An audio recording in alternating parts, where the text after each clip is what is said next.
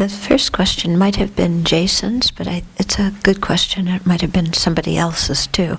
And I think Katya will put all these up on the web so that Jason can catch up. Okay? So it was, what is the importance of having a teacher? What are the downfalls of not having one?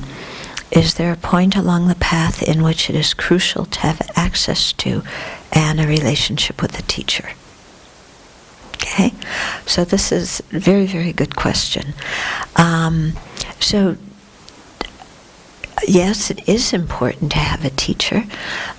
If we have teachers for, for subjects like how to type and how to cook, then we should at least have teachers for things that are much more difficult than typing and cooking, like working with our mind and attaining full awakening. Yeah, so thinking that we can lead ourselves along and we don't need any outside help, that, we can take a bit from here and a bit from there and cobble it all together and make our own path. I don't think that's going to really get us where we want to go. Yeah, because working with our mind is a very delicate business, and it really needs a lot of skill. So, it's helpful to have a teacher, or in Tibetan Buddhism we can have many teachers. Yeah, and I think that's quite nice, because I know in my own practice I have, a couple of principal teachers that I'll talk to about certain things in my life, and then other teachers that I go to for assistance on different topics or different concerns. And so that's very helpful. Also, because sometimes a principal teacher may have a lot of students, and it may be very difficult to see them, so it's good to have other teachers that we really trust, that we can go to for personal advice. In terms of taking teachings, that's the main role of a teacher, is somebody who teaches us. So it's not necessarily the personal advice, it's the teachings that we get. Some people think that when they're sitting in a group and receive teachings, that's one thing, and they don't necessarily have to follow that. But if their teacher tells them individually to do something, then they get really stuck on that. Okay? And that's not exactly correct, because whatever we're learning in teachings is the general Buddha Dharma, which is for us to put into practice. We don't have to have our teacher individually tell us to do that. Because if our teacher didn't think it was something necessary to practice, they wouldn't be teaching it to start with. Okay? So, of course, sometimes you may go to teachings that are more advanced than where your present level is, and so then you don't switch your whole practice to do the advanced teachings. You stay in practice at the level where you're at, but every day you remember a little bit about those advanced teachings, so that when you get to the point where you can practice them, that memory is still in your mind. Okay?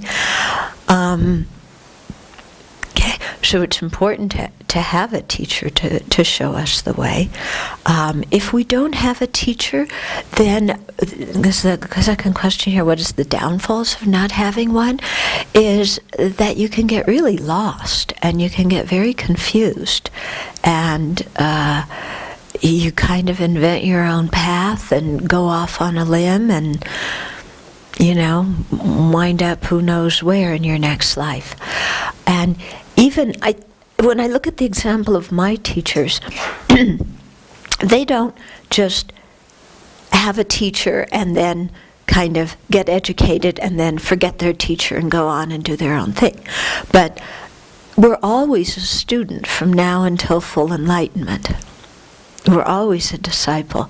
So don't develop this thing of, well, now I'm a teacher, so I don't need a teacher. You actually need a teacher more when you're a teacher, because when you're playing the role of a teacher, you're still really, a disciple.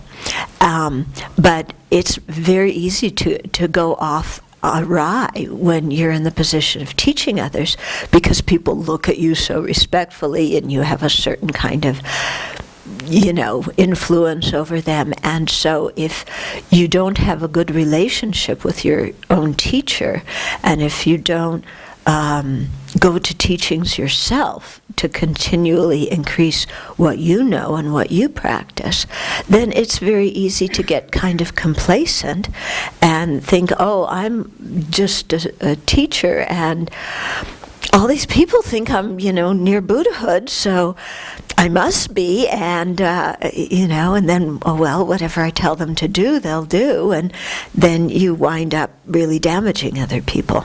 Okay, and we've had instances of that in the Buddhist community, unfortunately. So and that's another reason, why I think it's good to have a teacher. And when I look at my teachers, they're always going for teachings themselves.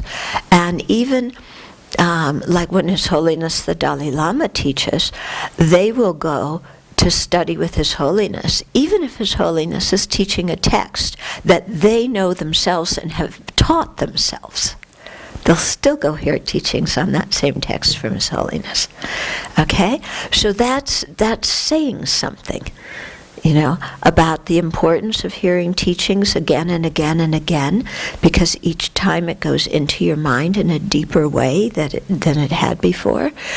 And the importance of really, holding in esteem our own teachers and not developing a very egotistical mind that says, well, look at me, because that's really dangerous for oneself and for the people that one is leading. Okay, so is there a point along the path where it's crucial to have a relationship with a teacher? Yes, but I can't tell you exactly where that point is. I mean, definitely if you're meditating on bodhicitta and emptiness, you need a teacher to teach you those things, okay? But even before that, just even to learn the basic steps in the Lam Rim, a teacher is important. Now, at the very beginning, we may not have a teacher. And His Holiness always says, the Buddha is our real teacher, okay? So at the very beginning, you may, study with different people, because you don't know anything, and see kind of which teacher really touches your heart, where you feel like a strong connection, which practice really, or system of practices really helps you and works well with you. You look at the disciples of that teacher, and I mean, not that the disciples are always perfect. Sometimes very excellent teachers have pretty strange disciples, but you can get the general flavor of what it's like and how they're practicing, and then see if that's the kind of person you want to become and the way you want to practice. So it's really good to get to know somebody well before saying that they're your teacher, and you can get to know them well in different ways, And of course, you're never going to know everything about them, even though there's a list of criteria to look for in the teachings for when you're looking for a good teacher. It's difficult to know absolutely everything about somebody. Okay, but you go to the teachings and you see, is that person teaching the general Buddhist teachings, or is what they're teaching kind of way out on a limb? And at the beginning you may or may not know what's way out on the limb and what's the general system. So you also have to do some reading, and studying and reflecting yourself to see what the Buddha taught. And then you check up somebody's ethical conduct and whatever level precepts they took. Are they keeping those precepts well? Is that person somebody who's going to be a good role model for you in your practice. You know, in other words, is the way they're behaving in their ethical conduct, the way you aspire to behave, and the kind of ethical conduct you want to have. Because, like I said, if we go with a teacher who is doing all sorts of things, then we too will do all sorts of things. And it's a little bit tricky in the Tibetan system because there's a lot of misunderstanding about Tantra, and yes, while it's true that people at very high levels of the path can do things that the rest of us can't, very often people who are not at those high levels think that they still can do those things, and that becomes very harmful to them as a practitioner and very harmful to anybody who studies with them, you know, because they're because you hear sometimes, oh, when you've realized emptiness, there's no good, there's no bad. Yeah. Well, yeah, sure, if you have a direct realization of emptiness, you see there's no inherently existent good and there's no inherently existent bad, but you have much more faith in the functioning of karma and its effects than you did before you realized emptiness. So if you have an actual realization of emptiness, your ethical conduct improves and gets even better because you respect it. But then you get some kind of wannabes who say, oh, well, there's no good and there's no bad, and I took a tantric initiation, so I can do this and I can do that, because that's all part of Tantra. Well, no. You know, that shows that the person hasn't studied well, and that they don't know, you know, what proper behavior is, and at what point of the path different teachers are given for different capacities of students. Okay, so you know, in the West now, where it's a real spiritual supermarket, and anybody can just come and declare themselves a teacher, and it happens in Singapore too. It's not just the West, and in Malaysia as well. You have some really strange people sometimes.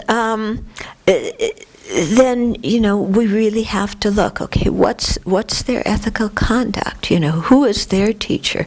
And do they have a good relationship with their teacher? Do they have a good relationship with His Holiness the Dalai Lama?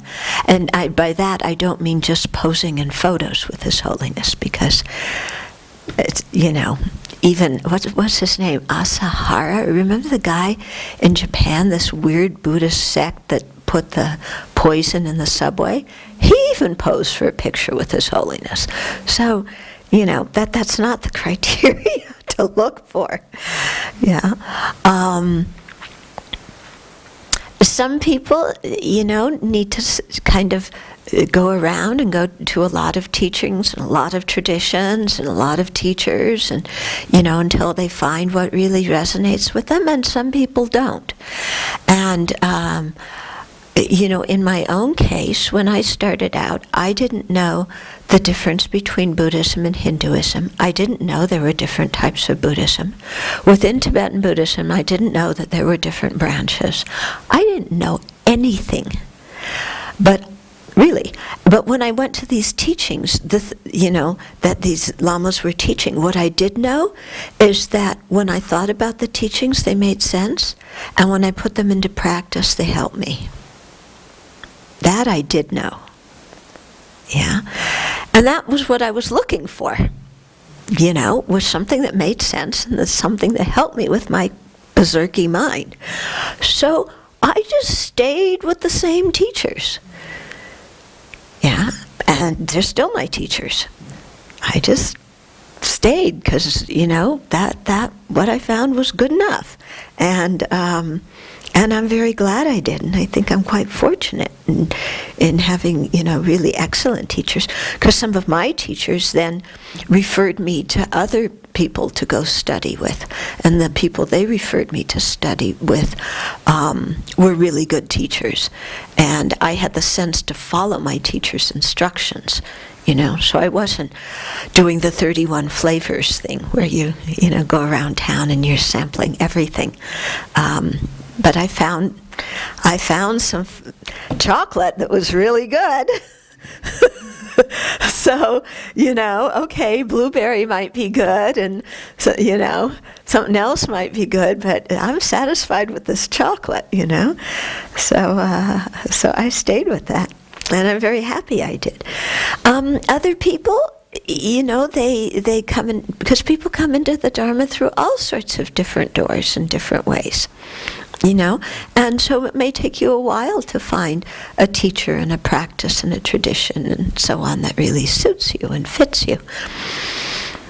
It's fine to have more than one teacher. Like I was saying, in my practice, I started out kind of with Lama Yeshe, Lama Zopa, and then they referred me to go study with Geshe Nawandhargi at the library. They connected me with Senchab Serkam Rinpoche, who became a very precious teacher for me. Senchab Serkam Rinpoche was the one who really showed me about His Holiness and helped me to cultivate that relationship. And then, all of these teachers also sent me to other teachers, One of Geshe Nawandhargi's students, Geshe Sonam Rinchen, was at the library, and, I've been his student since 1976, yeah? And he's still my teacher, and he doesn't have like tons of disciples and things. He has a lot of visitors and a lot of people that he helps. But when I go to Dharamsala, I go to see him, and I'm able to talk with him about questions and things like that, let's say some of my other teachers have too many students to talk with those things about.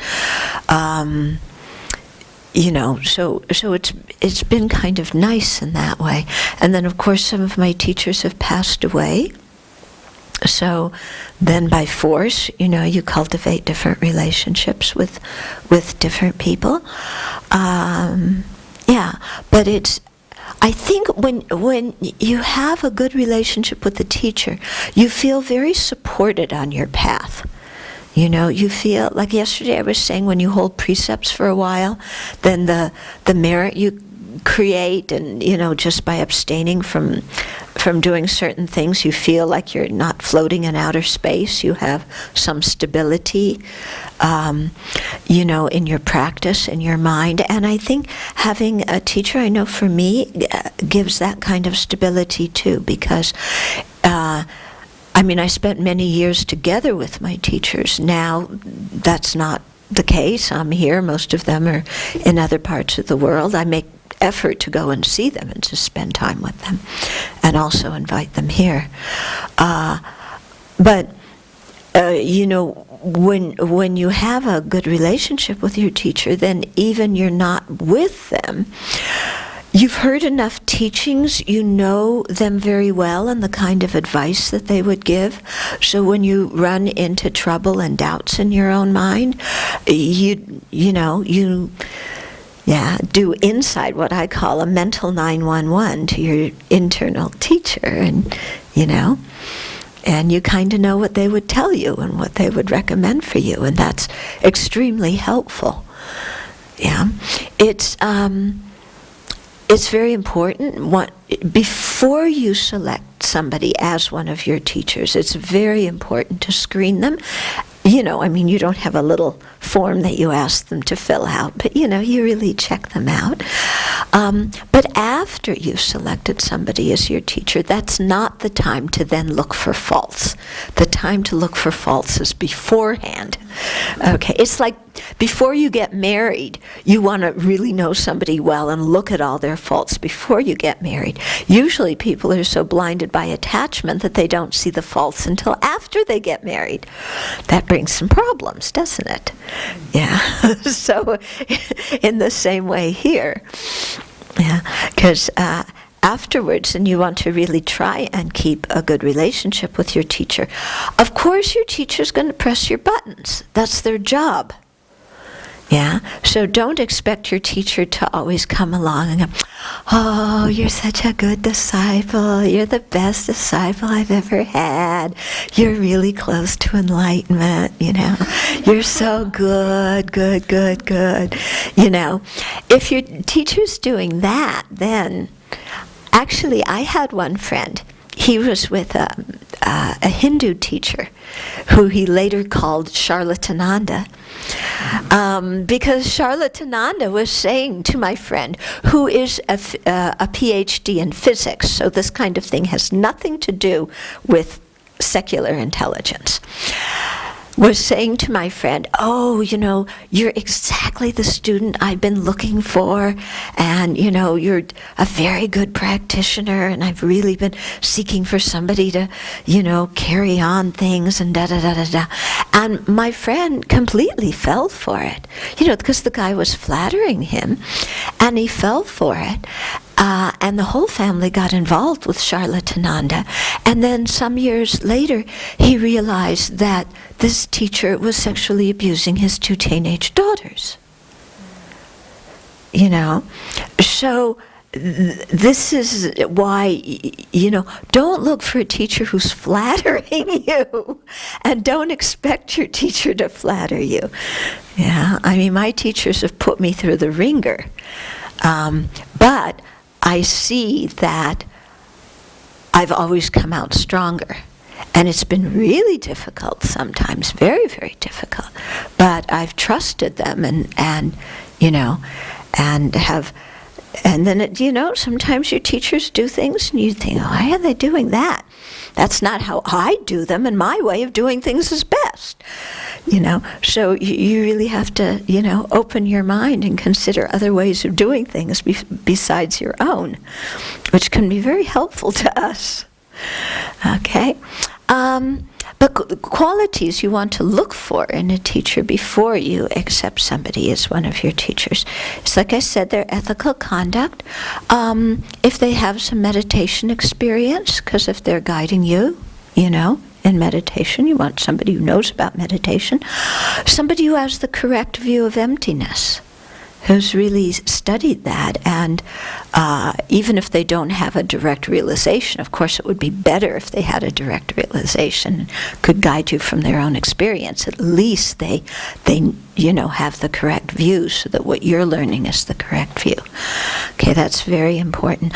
You want a teacher who is compassionate, because we aren't always the best students, and sometimes we really we're quite rude and quite, sometimes I've seen people be really awful to their teachers.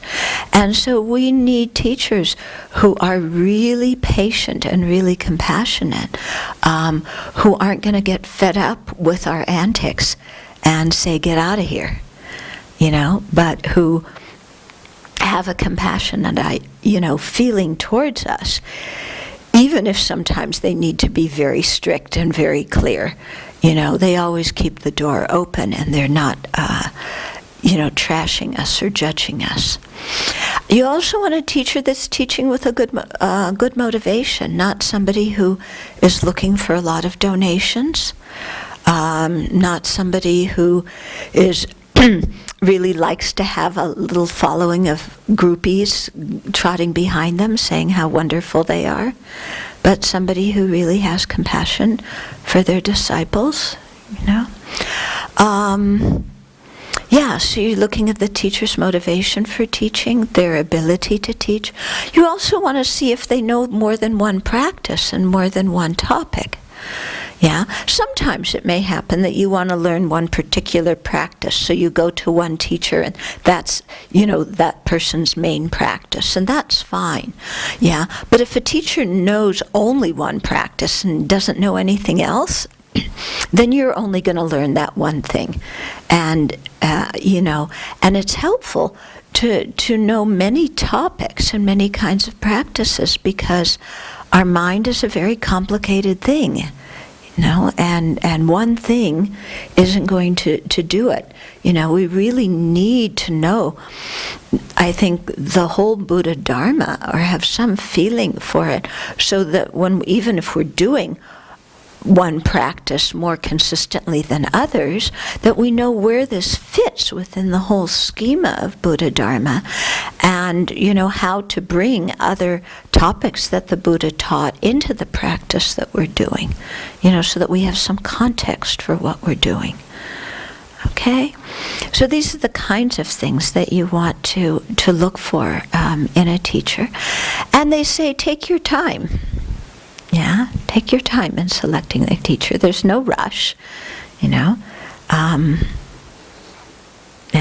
If you take any precepts with somebody, then that person does become one of your teachers. Yeah, but there are different kinds of teachers. There's your Vinaya teacher, who may give you refuge and the 5 lay precepts, and that person teaches you, the 4 noble truths and the general Buddha Dharma. Okay, and then there's the teacher that you have for, a bodhisattva teacher, who gives you the bodhisattva ethical restraints and teaches you the whole bodhisattva practice. And then there's your tantric master, who teaches you that. But tantra is a much more advanced stage. Yeah, so there's different requirements for these kinds of teachers. The requirements to be a tantric master are much more rigorous than to be a Vinaya teacher. Okay? So you learn, because I can't go into everything right now, kind of the things to look for in these different kinds of teachers, and then, you can see.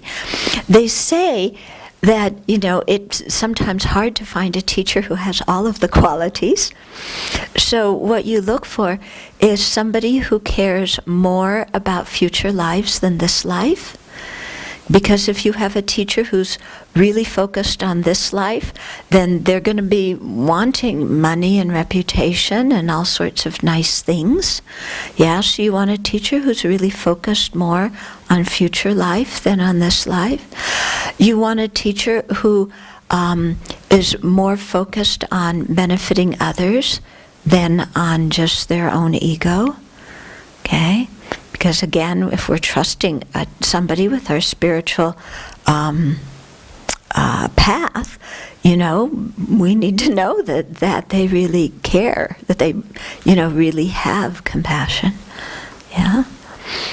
And so you look for those kinds of qualities, even if you can't find all of the qualities, in somebody. Okay? Any questions about this topic before we move on to the next one? Yeah. I wonder about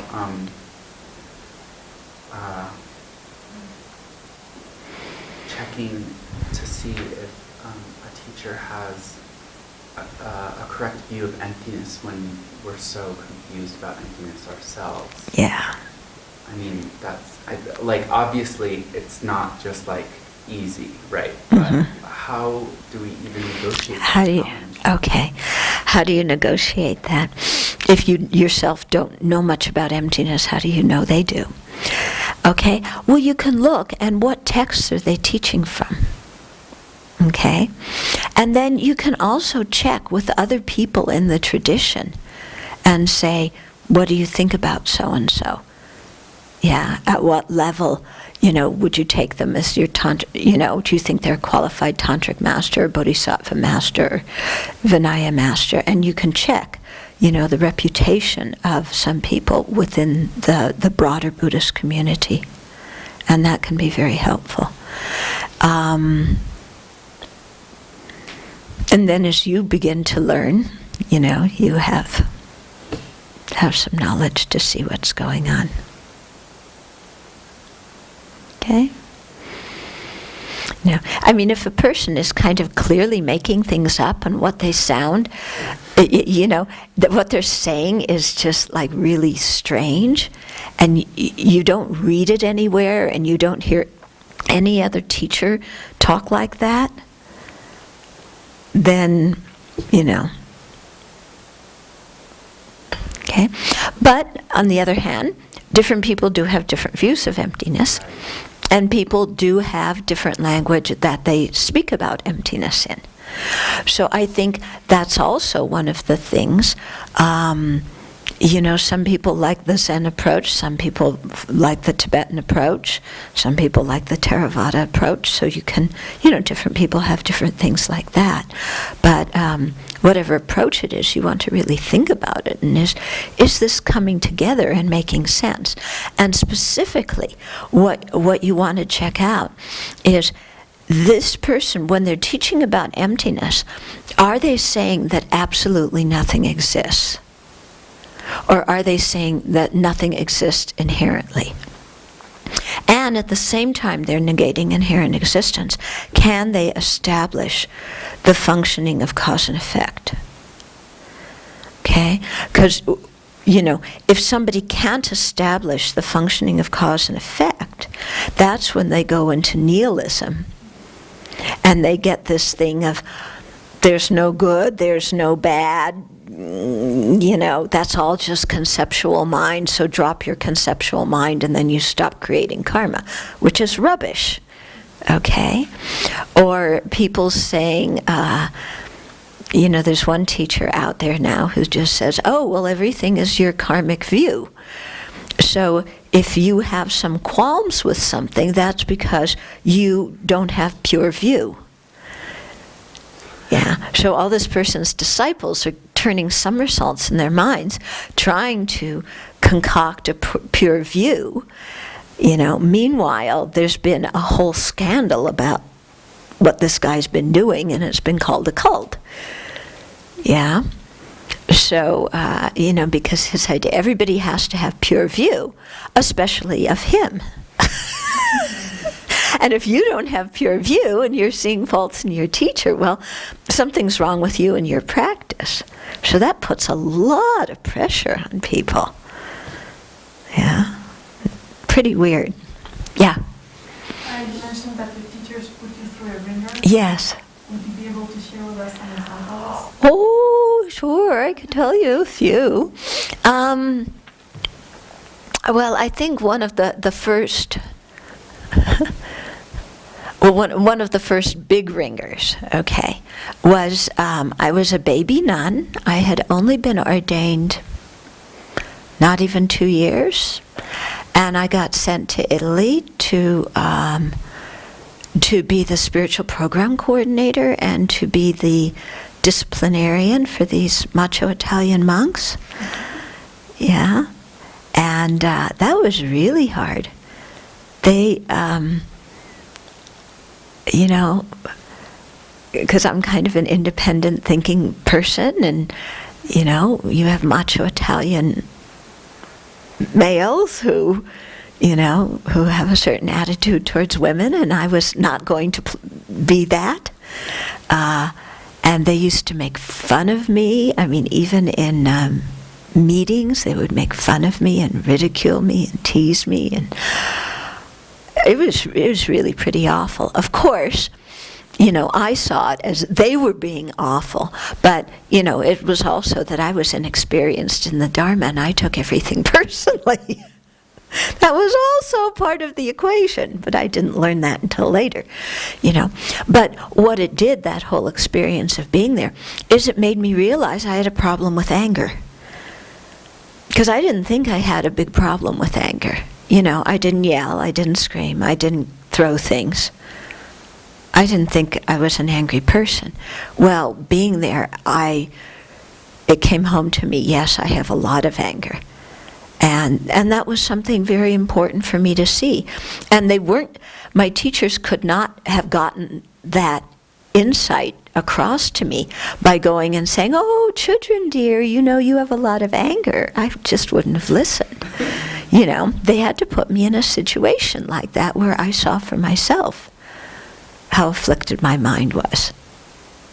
Yeah? And of course that really helped me to practice afterwards. Then I got sent to Singapore. I was, at least by that time I had been a nun for 10 years, but I was doing the job of a geshe with no support, and I didn't know the culture at all. This was a different culture. I didn't know the culture at all. I was really all alone, and, the center was new, so I was moving from place to place to place, not having a stable place to live, and the people there, really hold monastics in high esteem, kind of, as if you're sitting on that cloud somewhere. And I'm like, oh, I'm here alone trying to organize this whole program, and, don't hold me up on a cloud. I'm not near God. I'm just ordinary me, please. But on the other hand, it was difficult because I had so much work to do and a lot of responsibility and people's expectations. And I didn't want to let these people down because their expectations of me were virtuous expectations. Yeah? And their expectations were coming from their faith in the Buddha Dharma Sangha, so I didn't want to let them down. So that was difficult. But it, again, they put me in a difficult position, but it made me really exert some effort of, okay, what am I going to do to do this as best as I possibly can? When you were going through these difficult experiences, did you have a temptation to kind of criticize the teacher? And if so, how did you work? Okay.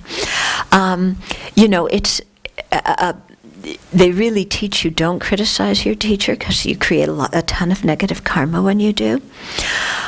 Well, at one point, my teacher transferred me out of one place, and I didn't have a place to live, and I was really floating. That was another difficult time. And at one point, I remember very clearly, I was in a car with a friend of mine, and I was telling her about this, another nun, and she said, "Oh, are you mad at our teacher?" And I had to say yes. And that was like, whoa, boy, I better check things. If I said yes to that question, then I really need to stop and look at what's going on, and because I don't want to be mad at my teacher. Because if you get mad at the person who's leading you to enlightenment, who are you going to trust? If you say that person's rubbish, yeah, they don't know anything or whatever, then who are you going to rely on? So it really, I had to go back to my meditation cushion and really sit and think about, okay, people have different ways of doing things. What my teacher did, I was an international ping pong ball going from one country to another, to another, to another, without any say about it. That's not something unethical. Yeah? My teacher was not doing anything unethical. He wasn't breaking any precepts in, doing this. And, I could see from the past that the times I had gone to these different places, although it was difficult, it was for my benefit in the long term. I also realized my teacher has a huge organization, and he really needed people that he thought could do a job, and so I began to really see that I had been projecting this motivation of, well, he just doesn't care about me. And I have to be this international ping pong ball, and I'm tired of doing that. To realize, well, wait a minute, he's doing this for a reason. Yeah, some of the reasons are very good. I still may not like being an international ping pong ball. I can communicate that to my teacher. Yeah, it's not like I can't go talk to my teacher and discuss the situation. I can. He's not doing anything unethical. And it's just basically, a matter of preference. Yeah, I wanted to do one thing, my teacher wanted me to do something else. And people have different ways of doing things. And where am I going to go on this planet where everybody's always going to do things my way? That's pretty unrealistic. So, as I really had to go back on the cushion and look closely at the situation and see actually that my anger was quite unsuitable. There was no real reason for me to be angry. Yeah, it was just, I don't want to do this. So what's the problem when my mind is going, okay, if my teacher were asking me to do something illegal or counter to my precepts, yes, then definitely I should say something and stand up and everything. But if it's just a matter of preference, then, I need to calm my mind down and not just say everybody has to do things my way. Okay? And also, like I said, communicate with my teacher, so I did.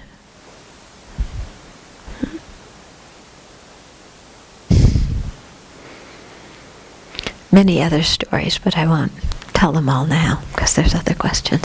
Other questions about this topic?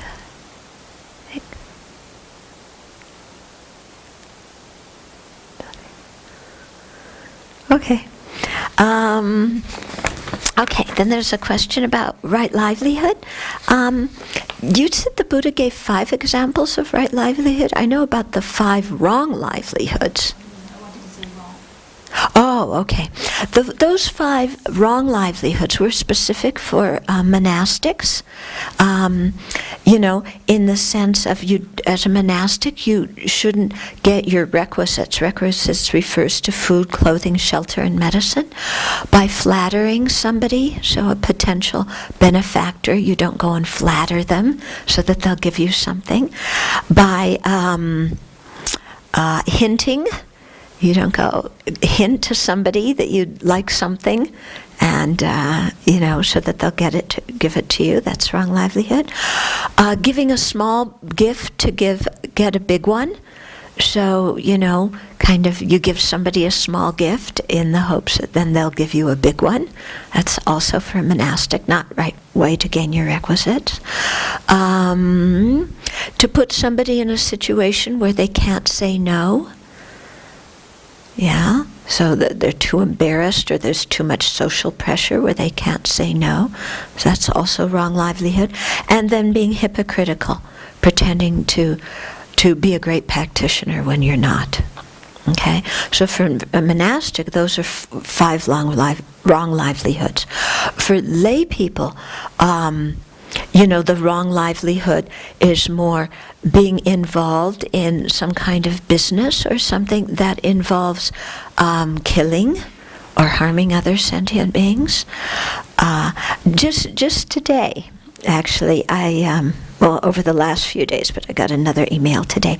One of my Dharma friend's students in Singapore had been interviewing for a job with in medical oncology, where they have this thing of it's actually quite good for cancer patients because they take a sample of the tissue and grow it on mice and try different kind of medicines and see which works better.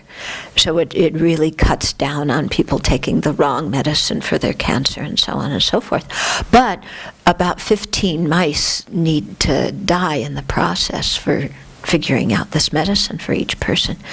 So my friend had written me last week and said, I wouldn't be doing the scientific research or the culturing of this, but I would be, representing this company, but I don't feel good about doing this. But it would be a real career boost for me to do it. I would get a lot of money, and it would be, really a big step up in my career to do this. But I don't feel good about it. What do you think? And I knew what he thought, I knew what I thought, but he told me already what he thought in the letter, So I said, follow your own conscience. And so he turned down the job. Yeah. So, this is an example of somebody who really cares about right livelihood. Whatever business you do, not to cheat people, not to overcharge them. Yeah, because that is tantamount to stealing. Okay, not to lie to customers. I have so many people come to me and say, if I don't lie, I won't be able to close the business deal. And I say, but if you do lie, that person's never going to come back to you and do business with you. Yeah. Okay, any kind of, if you just look at the 5 precepts, any kind of job where you have to do sexual favors for your boss, that's wrong livelihood. If you have to lie, if you're being pressured to take intoxicants in your job, because some jobs they really, pressure the people, again, to go out drinking or to a strip club or wherever with their business associates in order to close the deal. I don't think you'd really want to be doing that. Okay, so any kind of thing that would be against the precepts, basically. Working in armaments, selling weapons, or that kind of thing would I think would be wrong livelihood. Working as a soldier. Although I have heard of a few Buddhists who have become cops, and in fact I have an article about one woman who became a cop. She was, I can't remember exactly, she might have been working in the Forest Service. So there it's a different kind of thing. But but anything that where you could have to physically harm somebody, I think would be difficult. Of course, there may be good situations, but do you even want to put yourself in that position where you could potentially have to harm somebody, even for a good reason? Yeah, I really wouldn't want to be in that position. Okay, any other questions about livelihood? Yeah. I think I know the answer, but so in the case of a draft, should the men have just refused going and taken a prison sentence? In the case of draft, again, different people are going to make different choices. Okay, that's one thing that I think is very important to understand about Buddhism, is we don't dictate people's political opinions. Yeah. And people have total freedom to put into practice whatever they feel. Okay? Personally speaking, if I had been drafted, I probably would have left the country. Yeah?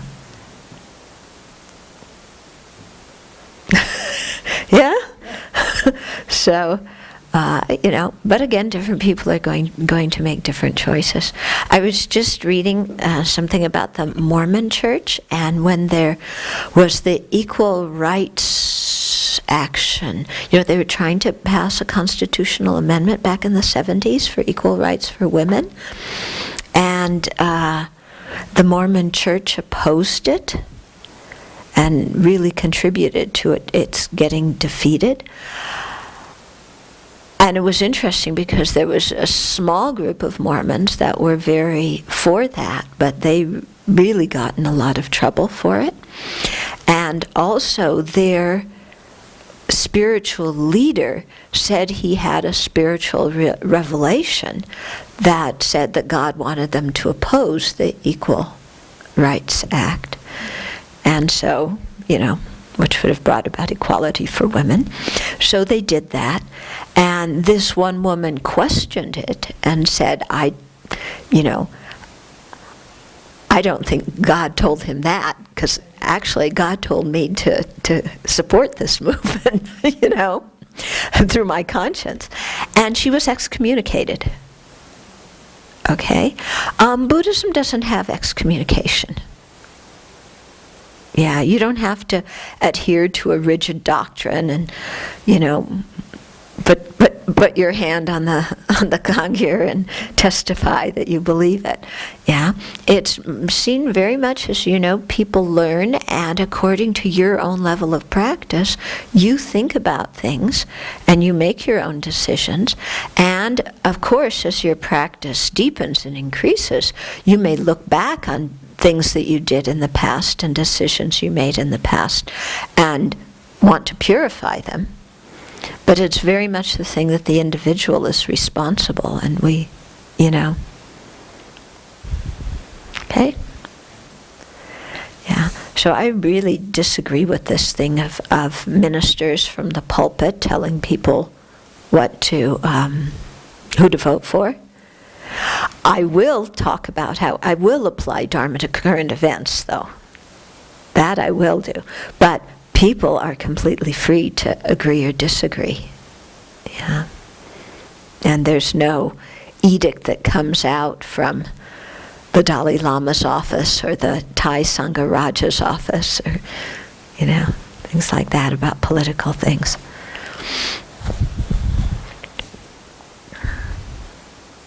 Well, okay, that's enough.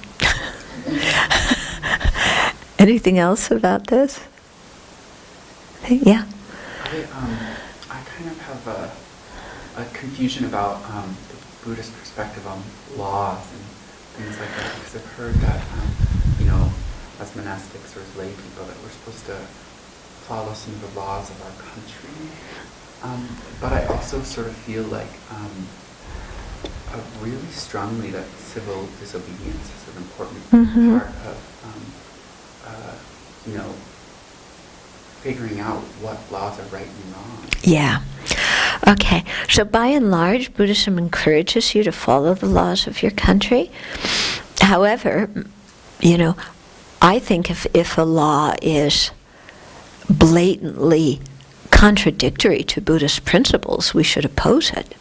And civil obedience is completely okay. And, when there's inequality of any sort, then I think that's something that, at least the way I practice the Dharma, I would have to speak out about. Yeah. Does that? Yeah, it makes sense. I just wonder about, I guess it's sort of a different, larger topic about Buddhism and engagement and, Yeah. and like actively breaking the law as a statement. Okay. I think a lot there depends on your motivation. Yeah. If you actively break a law as a statement. If you're angry, no matter what you're doing, it's not going to be good. Right. Okay? But if you feel that a law is really completely unfair and you actively break it to make a statement for the benefit of society, I don't see anything wrong with that, from a Buddhist viewpoint. Yeah. If you start getting angry at other people, then, there's anger coming in, and that's not so good. In terms of, how much Buddhists should engage in things like that, that's a really individual matter. Again, I don't think we should say everybody should be socially active, and we shouldn't say nobody should be socially active, because I think that has that depends a lot on a person's disposition, and the where, how they want to practice. It's like legislating. We can't say every Buddhist has to meditate so many hours a day. No, some people really benefit from meditation. Other people, if they tried to meditate that long, it's not where they're at. They need to be doing other things right now, actually, to progress spiritually. Yeah? So I think some people will make different decisions about this. Terms, so some people, study more, some people meditate more, some people do more social service, some people, and then the nice thing I think about this is you can change even within being a monastic. There's different times in your life where you may do one of these things more than others, and you can change. It's not like you enter, in the Catholic Church, if you enter a teaching order, you teach, and that's kind of it. Or if you enter a contemplative order, you just, stay in a cloistered environment. But, in Buddhism, in consultation with your teacher, then you may do different things at different times. Yeah, and mix and match the amount of time you put in one thing or another, because that's going to change also as your practice changes. Okay. I know there's some Buddhists, like Thich Nhat Hanh's people, they don't vote. Yeah, and Thich Nhat Hanh, in the middle of the Vietnam War, he was trying to reconcile the North and the South, and as a result, both of them hated him. Yeah, and so he has the position of, stay impartial and don't vote. I think personally that it's very important to vote. Yeah, I think if we're citizens of a country, and we have the ability, one vote of course doesn't count a lot, but we have the ability to influence, and so we should take that ability to influence. Yeah? So I vote, I sign petitions. Yeah, until I get too many petition notices in my box, and then I stop them. Yeah, and then more come, and I sign those. Dani? I was thinking about the self-elimination of the Tibetans, so some of them are nuns and monks and do this kind of actions. I'm not really sure. I read a letter by one of them who has done it with a good motivation to cause a change, to be a part of causing a change in China and in China's government, and also to unify the Tibetan nation somehow, and he wanted to dedicate his body. I don't know, I'm kind of confused with this whole thing, dedicating your body for a kind of good purpose. Mm-hmm. Are you talking about the self-immolations? Mm-hmm. Yeah. Okay, because some of you may not know, in the last year there's been a lot of Tibetans who have self-immolated to make a political statement about the repression of the Communist Chinese government in Tibet. And I think this is quite indicative of the level of frustration and the level of injustice there is there. I happen to agree with His Holiness. He says it's better to live for Tibet than die for Tibet. Yeah?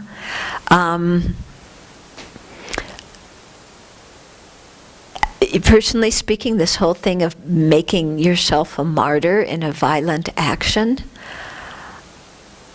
I think if you're extremely highly realized, yeah, if you really are highly realized and you give up your body for something beyond yourself, that's really wonderful. If you aren't highly realized and you're angry, or you're attached to your own group, it may look noble, people may call you a martyr, but I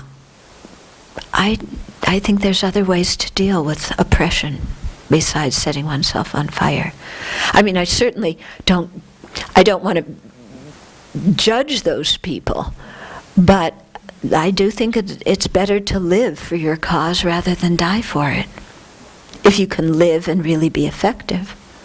And if you can't live and be effective because your occupation is so strong. Yeah, in the Bodhisattva vows, you're not allowed to give your body unless you've reached at least like the path of preparation or path of seeing. Yeah, why? Because having a precious human body is very difficult to get. Yeah, so unless, you can really ensure that your motivation is pure and that this is really the best thing you can do in the long run for the benefit of sentient beings, then, better to remain and create merit and purify and like that. Yeah. I mean, I look at the self-immolation as just a sign of how desperate people are, and it tears at me. I mean, it must be awful to get to the point where you think that you want to set yourself on fire, which is so incredibly painful. Yeah. But also you look, and how much has this changed? Yeah, I mean, it gets publicity. But maybe Kalan Tripa, the new Kalan, maybe he's doing more for Tibet than he would, by negotiating and trying to do what he's doing and getting world opinion on the side of nonviolence. Doing more for the cause of Tibet than doing an action like that gets a lot of publicity. Yeah, the last pension lama, but not the one that disappeared. Mm-hmm. He stayed with the Communist Party, and he joined the Communist Party, and Yeah. he was able to affect so much change in Tibet, in the Tibetan Autonomous Region, because of that. Yeah. And I don't think that he had a strong feeling of belief in the Communist Party. I mean, he wrote this letter, about with all these points of how the Communist Party wronged Tibet, and he was in prison for a very long time. Mm-hmm. But he lived in Beijing, and he did a lot from Beijing. Yeah. Mm-hmm. Yeah. Uh-huh. I think I also heard something recently on Robert Thurman's page, actually, about a hunger strike that some Tibetans were doing, trying to get the UN to change something. Oh, yeah. Yeah. That sounds Yeah. a bit more skillful than the self-immolations. Yeah. I think the self-immolations, I don't mean to judge them, but it's just really more of a sad tragedy. Incredibly sad and tragic. And, the Tibetans have had hunger strikes before in Delhi, and, His Holiness doesn't want them to die. Yeah, and they usually wind up, often by force, getting some kind of infusion. But,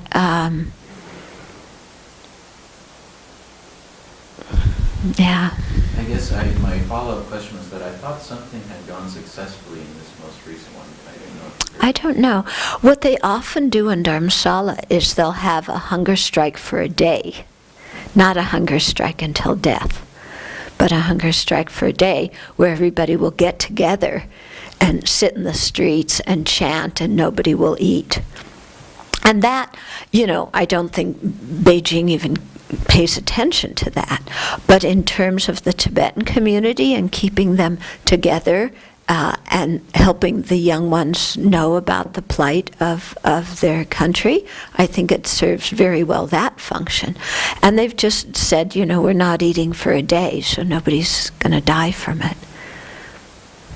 Yeah, you hear some of the Tibetans that were rescued from immolation, and you hear some interviews with them, and they talk about not knowing what it would feel like, and thinking that they would just die instantly, and then feeling like, oh my gosh, stop this, please, they don't want to immolate themselves once they know what it actually is. Yeah. It's horrifying. Yeah.